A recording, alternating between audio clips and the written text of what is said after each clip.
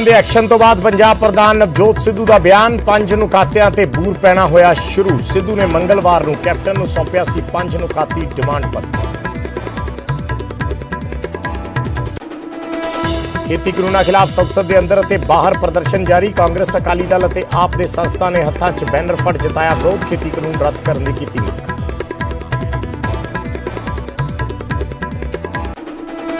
Parliament के बराबर किसान संसद 6वें दिन भी जारी। खेती कानूना ते लगातार चर्चा कर रहे हैं किसान। पटियाला साझा मुलाजम फ्रंट वालों प्रदर्शन। पंजाब भर के मुलाजम होए इकट्ठे। मुख्यमंत्री की रिहायश वाल वधन का प्रोग्राम। भारी पुलिस बल भी तैनात। अकाली दल के साबका विधायक स्वरूपचंद सिंगला ने बठिंडा पुलिस लाइन थाने च दिता धरना। एक होटल कारोबारी नूं नजायज हिरासत च रखण दे इल्जाम। जलंधर च एक नौजवान नूं बुरी तरह कुटिया। पुलिस की मौजूदगी च लोग करते रहे कुटमार। पुलिस बनी रही तमाशबीन। दिल्ली के गुरुद्वारा रकाबगंज साहिब नतमस्तक होया आस्ट्रेलियाई वफद। कोविड काल च मदद लई DSGMC ने वफद नूं कीता सन्मानित। मलोट दी अशरीन ने इंडिया बुक ऑफ रिकॉर्ड्स च दर्ज करवाया नाम। 4 mm का दीवा बना के बनाया रिकॉर्ड। 13 साल की अशरीन 7वीं जमात की है विद्यार्थी।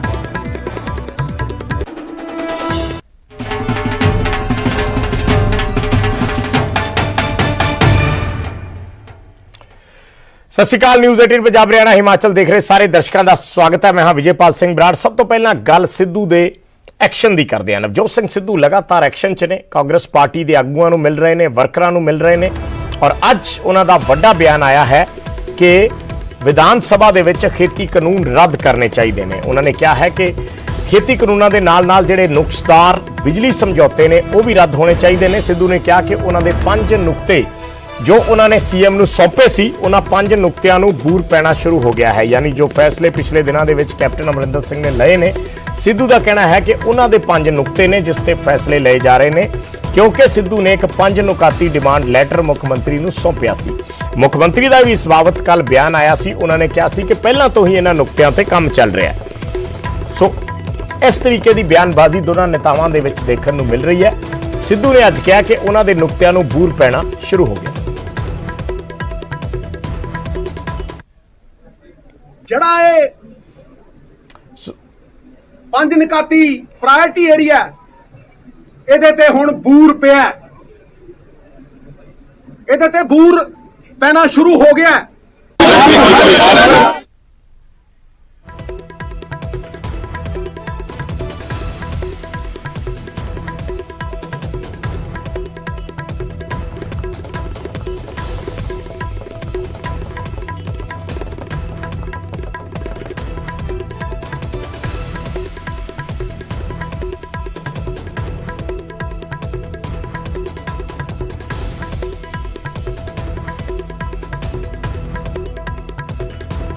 बगैर बिजली लिते फिक्स चार्ज जिहड़े कि पीक टाइम के उत्ते लागू किए जाते हैं, हजारां करोड़ देने पै रहे हैं। इस करके ये फॉल्टी PPAs सिरे तो रद्द किए जान। गुरु साहब का इंसाफ, बेअदबी का इंसाफ। सारी दुनिया अज भी चाहती है कि मिसाली सजा दी जाए। जिन्होंने वोटां दी पोलराइजेशन खातर साडे गुरु साहब दे अंग गलियां नालियां दे विच खलेरे और इस जघन्य अपराध दे लई सजा याफ्ता किया जाए, ताकि पीढ़ी दर पीढ़ी खौफ च रहे कि ऐसा करना तो दूर सोचे भी कोई ना। सरकार नूं टॉर्च बेरर बन के जिस तरह SYL वेले स्टैंड लिता गया सी, उस तरह कलियां अमेंडमेंटां नाल नहीं, इन्हां नूं सिरे तो नकार के यह कहना बनता है कि असी गैरतमंद पंजाबी इन्हां नूं लागू नहीं होण देंगे और सिरे तो नकार दें। जड़े STF च दर्ज किए हुए बड़े मगरमच्छ जिन्होंने मावां दियां कुखां उजाड़तियां, ਜਿਨ੍ਹਾਂ ਦੇ ਖਿਲਾਫ ਸਟੇਟਮੈਂਟਾਂ ਨੇ, ਐਵੀਡੈਂਸ, ਜਿਹੜੇ ਤਸਕਰਾਂ ਦੇ ਨਾਲ ਸੌਂਦੇ ਸੀ ਕਿ ਉਹ 6 ਫੁੱਟ 4 ਇੰਚ ਦੇ, ਜਿਹਨੂੰ ਡਰਾਉਣਾ ਬਣਾ ਕੇ ਟੰਗਣਾ ਚਾਹੀਦਾ ਹੈ, ਪੀੜ੍ਹੀ ਦਰ ਪੀੜ੍ਹੀ ਕਿ ਮਿਸਾਲੀ ਸਜ਼ਾ ਦੇਣੀ ਚਾਹੀਦੀ ਹੈ, ਉਹ ਵੀ ਇਹ ਪਹਿਲ ਦੇ ਆਧਾਰ ਦੇ ਉੱਤੇ ਹੋਣਾ ਚਾਹੀਦਾ ਹੈ। ਕੋਈ ਵੀ ਅਗਰ ਪ੍ਰੋਟੈਸਟ ਕਰ ਰਿਹਾ ਤੇ ਉਹਦਾ ਮੌਲਿਕ ਅਧਿਕਾਰ ਹੈ, ਉਹਦੇ ਨਾਲ ਸੰਪਰਕ ਸਾਧਣਾ ਚਾਹੀਦਾ ਹੈ, ਸੰਵਾਦ ਵੀ ਹੋਣਾ ਚਾਹੀਦਾ ਹੈ, ਉਹਨੂੰ ਇੱਜ਼ਤ ਮਾਣ ਮਿਲਣਾ ਚਾਹੀਦਾ ਹੈ, ਦਰਵਾਜ਼ੇ ਖੁੱਲਣੇ ਚਾਹੀਦੇ ਨੇ ਦਿਲ ਦੇ ਖਾਸ ਤੌਰ ਦੇ ਉੱਤੇ। ਸੋ 5 ਨੁਕਾਤੀ ਜਾਂ ਕਹੀਏ 5 ਏਜੰਡੇ ਜਿਨ੍ਹਾਂ ਦਾ ਸਿੱਧੂ ਜ਼ਿਕਰ ਕਰ ਰਹੇ ਨੇ, ਉਸ ਦੇ ਵਿੱਚ ਮੁਲਾਜ਼ਮਾਂ ਦੇ ਨਾਲ ਗੱਲਬਾਤ ਕਰਨੀ, ਬਿਜਲੀ ਸਮਝੌਤਿਆਂ ਨੂੰ ਰੱਦ ਕਰਨਾ ਔਰ ਮੁਲਾਜ਼ਮਾਂ ਨੂੰ ਹੱਲ ਕਰਨ ਦਾ ਜਿਹੜਾ ਹੈ ਉਹ ਭਰੋਸਾ ਦੇਣਾ। ਦਰਅਸਲ ਸਿੱਧੂ ਦੀਆਂ ਡਿਮਾਂਡਸ ਕੀ ਨੇ ਔਰ ਕੈਪਟਨ ਅਮਰਿੰਦਰ ਸਿੰਘ ਵੱਲੋਂ ਕੀ ਐਕਸ਼ਨ ਲਿਆ ਜਾ ਰਿਹਾ, ਇਸ ਦਾ ਅਸੀਂ ਜ਼ਿਕਰ ਕਰ ਰਹੇ ਹਾਂ। ਬਿਜਲੀ ਸਮਝੌਤੇ ਰੱਦ ਕਰਨ ਦਾ ਸਿੱਧੂ ਦੀ ਡਿਮਾਂਡ ਸੀ, ਮੁੱਖ ਮੰਤਰੀ ਨੇ ਉਸਦੇ ਆਰਡਰ ਦਿੱਤੇ ਨੇ। ਮੁਲਾਜ਼ਮਾਂ ਨਾਲ ਗੱਲਬਾਤ ਕਰਨ ਦੀ ਉਹਨਾਂ ਦੀ ਗੱਲ ਸੀ, ਮੁਲਾਜ਼ਮਾਂ ਨੂੰ ਹੱਲ ਕਰਨ ਦਾ ਭਰੋਸਾ ਦਿੱਤਾ ਗਿਆ ਹੈ, ਉਹਨਾਂ ਦੇ ਨਾਲ ਗੱਲਬਾਤ ਚੱਲ ਰਹੀ ਹੈ। ਸੋ ਉਸੇ ਦਾ ਨਵਜੋਤ ਸਿੱਧੂ ਜ਼ਿਕਰ ਕਰਦੇ ਨੇ ਕਿ ਜਿਹੜੀਆਂ ਗੱਲਾਂ ਉਹ ਕਹਿੰਦੇ ਨੇ ਉਸ ਨੂੰ ਕਿਸ ਤਰੀਕੇ ਨਾਲ ਲਾਗੂ ਕੀਤਾ ਜਾਵੇ ਜਾਂ ਉਸ ਤੇ ਕੀ ਐਕਸ਼ਨ ਹੋਣਾ ਚਾਹੀਦਾ ਹੈ।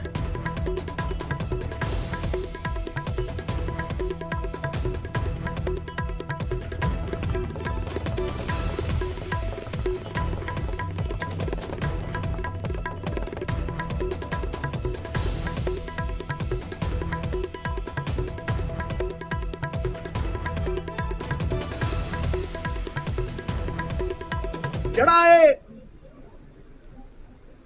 5 ਨਿਕਾਤੀ ਪ੍ਰਾਇਰਟੀ ਏਰੀਆ, ਇਹਦੇ ਤੇ ਹੁਣ ਬੂਰ ਪਿਆ,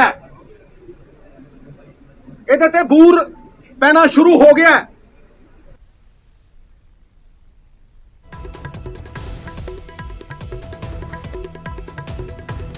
ਤੇ ਉਧਰ ਬਿਜਲੀ ਸਮਝੌਤਿਆਂ ਤੇ ਐਕਸ਼ਨ ਦੀ ਤਿਆਰੀ 'ਚ ਹੈ ਸਰਕਾਰ। ਕੈਪਟਨ ਅਮਰਿੰਦਰ ਸਿੰਘ ਨੇ PSPCL ਨੂੰ, ਪੰਜਾਬ ਪਾਵਰਕਾਮ ਨੂੰ ਹੁਕਮ ਦਿੱਤੇ ਨੇ ਕਿ ਜਿਹੜੇ ਇੱਕ ਤਰਫਾ PPAs ਨੇ, ਪਾਵਰ ਪ੍ਰੋਜੈਕਟ ਐਗਰੀਮੈਂਟਸ ਨੇ, ਬਿਜਲੀ ਸਮਝੌਤੇ ਨੇ, ਇੱਕ ਤਰਫਾ ਬਿਜਲੀ ਸਮਝੌਤੇ, ਉਹਨਾਂ ਨੂੰ ਰੱਦ ਕੀਤਾ ਜਾਵੇ। ਸਾਰੇ ਬਿਜਲੀ ਸਮਝੌਤਿਆਂ ਦੀ ਸਮੀਖਿਆ ਕੀਤੀ ਜਾਵੇ। ਤਲਵੰਡੀ ਸਾਬੋ ਜਿਹੜਾ ਪਾਵਰ ਪਲਾਂਟ ਹੈ ਉਸ ਦੇ ਨਾਲ ਕਿਹਾ ਗਿਆ ਹੈ ਕਿ ਸਮਝੌਤਾ ਜਿਹੜਾ ਹੈ ਰੱਦ ਕੀਤਾ ਜਾਵੇ, ਕਿਉਂਕਿ ਸਰਕਾਰ ਨੇ ਉਸ ਦਾ ਆਧਾਰ ਇਹ ਵੀ ਬਣਾਇਆ ਹੈ ਕਿ ਜਿਸ ਵੇਲੇ ਪੰਜਾਬ ਨੂੰ ਪੀਕ ਲੋਡ ਸੀ, ਪੀਕ ਡਿਮਾਂਡ ਸੀ ਪੰਜਾਬ ਦੇ ਵਿੱਚ ਬਿਜਲੀ ਦੀ, ਉਸ ਵੇਲੇ ਇਹਨਾਂ ਥਰਮਲ ਪਲਾਂਟਸ ਵੱਲੋਂ ਪੂਰਤੀ ਨਹੀਂ ਕੀਤੀ ਗਈ। ਇਹ ਥਰਮਲ ਪਲਾਂਟਸ ਪੂਰਤੀ ਨਹੀਂ ਕਰ ਸਕੇ, ਇਸ ਕਰਕੇ ਹੁਣ ਇਹਨਾਂ ਨੂੰ ਰੱਦ ਕਰਨ ਦੀ ਜਿਹੜੀ ਹੈ ਉਹ ਮੰਗ ਉੱਠਣ ਲੱਗੀ ਹੈ।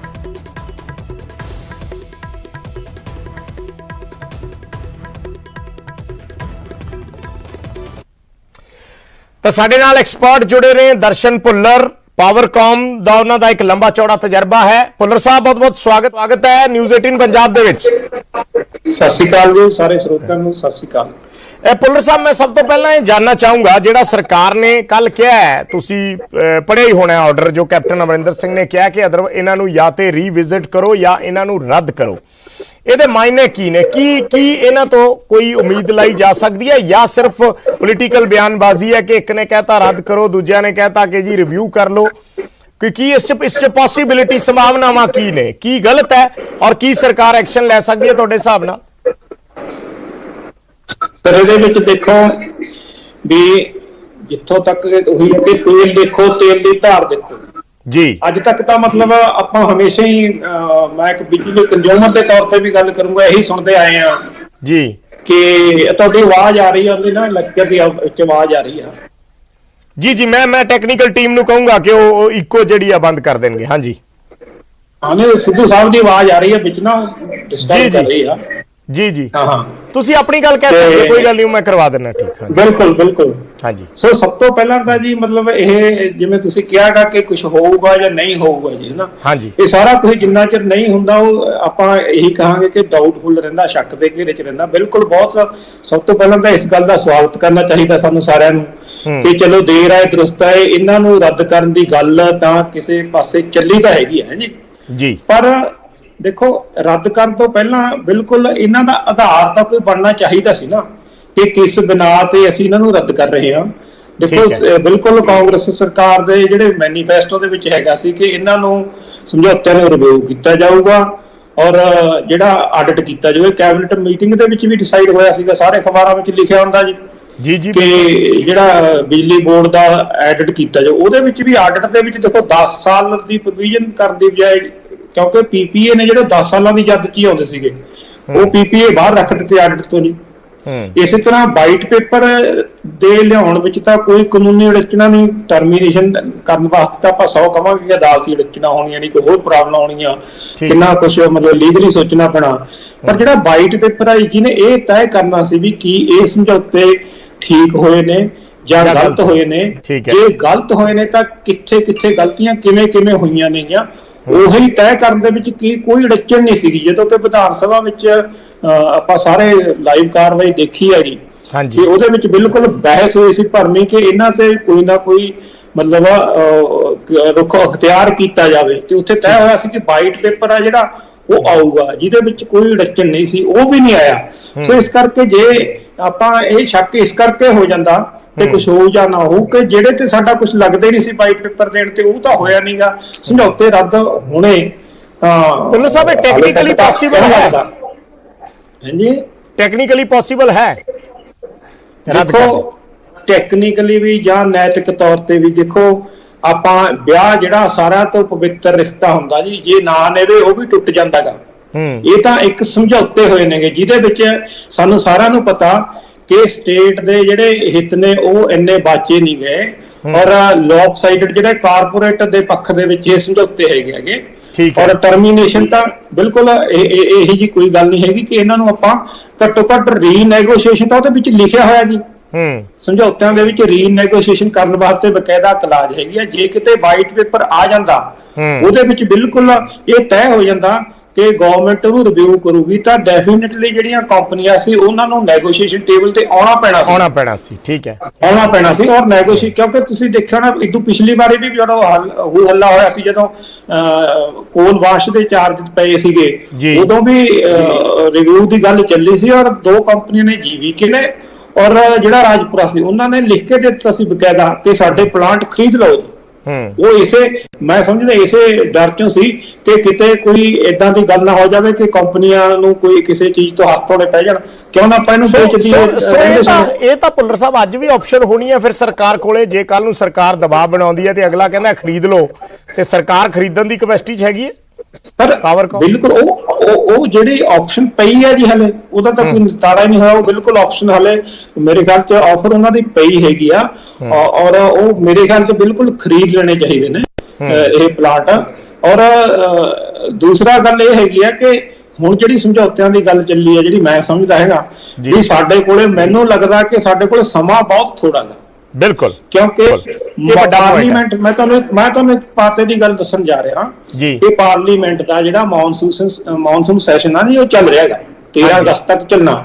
ਉਹਦੇ ਵਿੱਚ ਤੁਸੀਂ ਅਖਬਾਰਾਂ 'ਚ ਪੜ੍ਹਿਆ ਹੋਣਾ ਕਿ ਗਵਰਨਮੈਂਟ ਹੈ ਜਿਹੜੀ ਉਹ ਇੱਕ ਨਵਾਂ ਕਾਨੂੰਨ ਲੈ ਕੇ ਆ ਰਹੀ ਹੈ, ਬਿੱਲ ਲੈ ਕੇ ਆ ਰਹੀ ਆ 2021, ਜਿਹਦੇ ਵਿੱਚ ਜਿਹੜੀ ਇਹ ਪਾਵਰ ਆ ਰੀਨੈਗੋਸ਼ੀਏਟ ਕਰਨ ਦੀ ਜਾਂ ਸਮਝੌਤਿਆਂ ਨੂੰ ਰੱਦ ਕਰਨ ਦੀ, ਉਹ ਸਟੇਟ ਗਵਰਨਮੈਂਟ ਕੋਲੋਂ ਖੁੱਸ ਜਾਣੀ ਹੈਗੀ।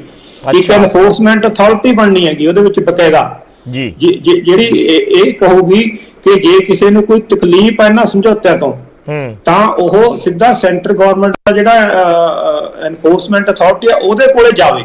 ਆਪ ਨਹੀਂ, ਪੰਜਾਬ ਗਵਰਨਮੈਂਟ ਵੀ ਬਾਕੀ ਗਵਰਨਮੈਂਟਾਂ ਕੋਲੋਂ ਵੀ ਇਹ ਸਾਰੀ ਪਾਵਰ ਉਸ ਜਾਣੀ ਆ, ਕਿਉਂਕਿ ਜਿਹੜੇ ਪਿਛਲੇ ਕਈ ਸਟੇਟ ਦੇ ਵਿੱਚ ਸਮਝੌਤੇ ਰੱਦ ਵੀ ਹੋਏ ਨੇਗੇ, ਉਹਨਾਂ ਦੇ ਡਰੋਂ ਜਿਹੜੀਆਂ ਕਾਰਪੋਰੇਟ ਘਰਾਣੇ ਨੇ ਉਹਨਾਂ ਨੂੰ ਡਰ ਆ। ਤੇ ਮੈਨੂੰ ਲੱਗਦਾ ਕਿ ਉਹ ਬਿਲਕੁਲ ਹੀ ਇਹ ਬਿੱਲ ਨੂੰ ਇਸ ਵਾਰੀ 2014 ਤੋਂ ਲਮਕਦਾ ਰਿਹਾ ਜੀ ਇਹ ਬਿੱਲ। ਇਹ ਜਿਹੜਾ ਇਸ ਵਾਰੀ ਜੇ ਉਹ ਬਿੱਲ ਆ ਗਿਆ ਤਾਂ ਸਾਡੇ ਹੱਥੋਂ ਇਹ ਮੌਕਾ ਵੀ ਖੁੰਝ ਜਾਣਾਗਾ। ਅੱਛਾ ਭੁੱਲਰ ਸਾਹਿਬ, ਜਿਹੜਾ ਇਹਨਾਂ ਨੇ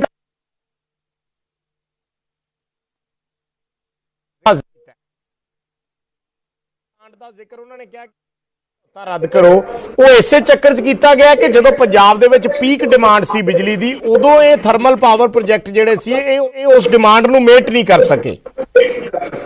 ਇਹੀ ਵਜ੍ਹਾ ਸੀ ਜਾਂ ਕੁਝ ਹੋਰ? ਨਹੀਂ, ਵਜ੍ਹਾ ਤਾਂ ਦੇਖੋ ਜਦੋਂ ਪਾਵਰ ਕ੍ਰਾਈਸਿਸ ਆਇਆ ਤੁਹਾਨੂੰ ਆਪਾਂ ਨੂੰ ਪਤਾ ਕਿ ਸਾਰੇ ਲੋਕਾਂ 'ਚ ਹਾਹਾਕਾਰ ਮੱਚੀ ਹੈ ਨਾ, ਉਦੋਂ ਦਿਖਾਉਣ ਵਾਸਤੇ ਚਲੋ ਠੀਕ ਹੈ ਕਿ ਉਹਨਾਂ ਨੇ ਕਹਿ ਦਿੱਤਾ ਕਿ ਆਪਾਂ ਤਲਵੰਡੀ ਸਾਬੋ ਨੂੰ ਨੋਟਿਸ ਕਰ ਦਿਓ ਜੀ।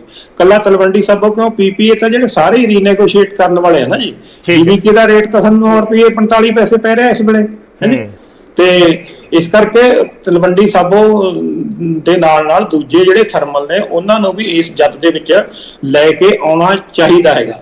ਅਦਰਵਾਈਜ਼ ਜਿਹੜਾ ਮਹਿੰਗੀ ਬਿਜਲੀ ਦਾ ਜਿਹੜਾ ਸਾਡੇ ਕੋਲੇ ਇਹ ਜੋ ਨਿਜ਼ਾਮ ਚੱਲ ਰਿਹਾ ਉਹਦਾ ਕੋਈ ਹੱਲ ਨਹੀਂ ਹੈ ਸਾਡੇ ਕੋਲੇ ਤਿੰਨੇ ਪਲਾਂਟਾਂ ਨਾਲ। ਜਾਂ ਈਵਨ ਮੈਂ ਤਾਂ ਕਹੂੰਗਾ ਕਿ ਜਿੰਨੇ ਵੀ ਸੋਲਰ ਪਲਾਂਟ ਨੇ ਜਿਹੜੇ ਹਾਂਜੀ ਤੇ ਜਾਂ ਬਾਇਓਮੈਸ ਮਾਸ ਪਲਾਂਟ ਲੱਗੇ ਹੋਏ ਹੈਗੇ ਉਹਨਾਂ ਦੇ ਵੀ ਬੜੇ ਮਤਲਬ ਹੋ ਗਏ ਰੇਟ ਹਾਈ ਨੇਗੇ, ਉਹਨਾਂ ਨੂੰ ਵੀ ਰੀਨੈਗੋਸ਼ੀਏਟ ਕਰਨਾ। ਇੱਕ ਸਵਾਲ ਮੈਂ ਤੁਹਾਡੇ ਤੋਂ ਛੋਟਾ ਜਿਹਾ ਇੱਕ ਸਵਾਲ ਹੋਰ ਪੁੱਛਣਾ ਆਖਰੀ, ਵੀ ਜਿਹੜਾ ਕਿਹਾ ਜਾਂਦਾ ਵੀ 2 ਰੁਪਏ 80 ਪੈਸੇ ਸਮਝੌਤੇ ਹੋਏ ਸੀ ਤੇ ਉਹ ਤਾਂ ਸਭ ਤੋਂ ਘੱਟ ਰੇਟ ਤੇ ਕੀਤੇ ਗਏ ਸੀ, ਅੱਜ ਕੀ ਰੇਟ ਦੇ ਰਹੇ ਆ ਆਪਾਂ? ਉਸ 'ਚ ਵਾਧਾ ਹੋਇਆ ਹੋਣਾ ਸਮੇਂ ਦੇ ਹਿਸਾਬ ਨਾਲ?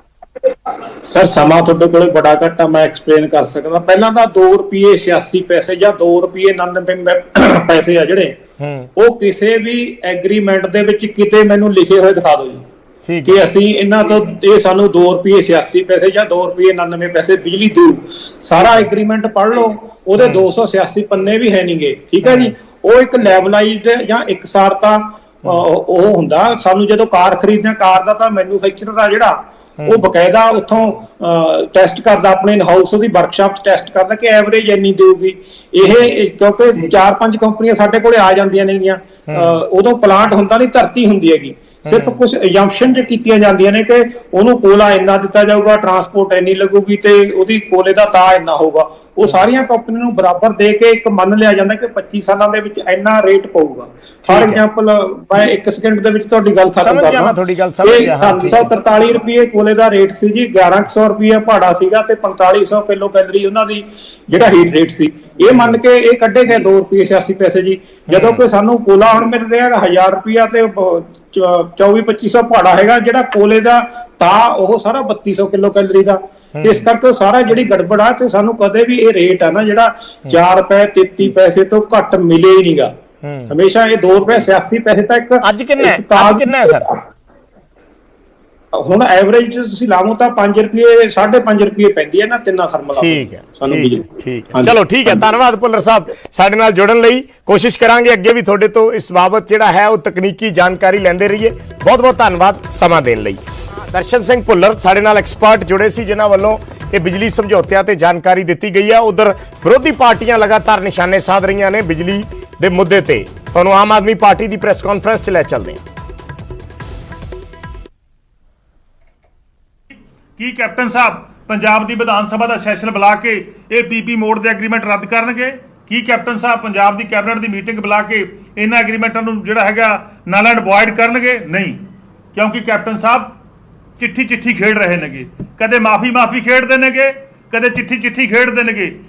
ਇਹ ਪੰਜਾਬ ਦੇ ਲੋਕਾਂ ਦੇ ਅੱਖਾਂ 'ਚ ਘੱਟਾ ਪਾਉਣ ਦਾ ਯਤਨ ਕਰ ਰਹੇ ਨੇਗੇ ਕਿਉਂਕਿ ਇਲੈਕਸ਼ਨ ਬੜੀ ਨੇੜੇ ਆ ਗਈ।